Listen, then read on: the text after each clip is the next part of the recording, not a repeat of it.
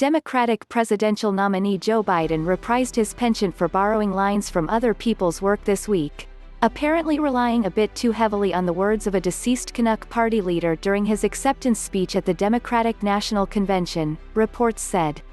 Biden concluded his Thursday night speech by saying, "For love is more powerful than hate. Hope is more powerful than fear. Light is more powerful than dark." But Canadian media quickly noted that the former Veep's words were uncannily similar to those of Jack Layton, the leader of Canada's left-wing New Democratic Party, who issued a poignant open letter to his fellow citizens as he lay dying of cancer 9 years ago Saturday, on August 22, 2011. "My friends," Layton wrote, "love is better than anger.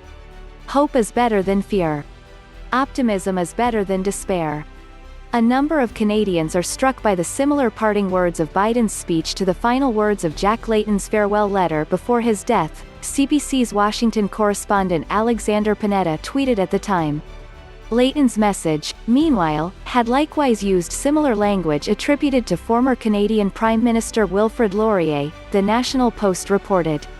"Let me tell you that for the solution of these problems you have a safe guide, an unfailing light if you remember that faith is better than doubt and love is better than hate," Laurier said in 1916. The differences between Biden's language and Layton, and Laurier for that matter, were apparently subtle enough to escape the $4.200 anti-plagiarism software program that the Democratic nominee's campaign reportedly installed last year. Biden's cribbing habit goes back decades. In 1987, he withdrew from the Democratic Party's presidential race in shame after he ripped off lines from UK Labour Party leader Neil Kinnock in a debate, and even went so far as to claim elements of Kinnock's family history as his own. As a law school student in 1965, Biden flunked a class for repeatedly citing published works without attribution.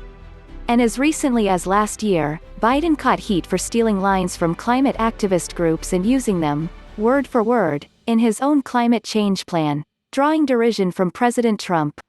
Plagiarism charge against sleepy Joe Biden on his ridiculous climate change plan is a big problem, but the corrupt media will save him, Trump tweeted at the time. Biden's campaign did not immediately respond to a request for comment.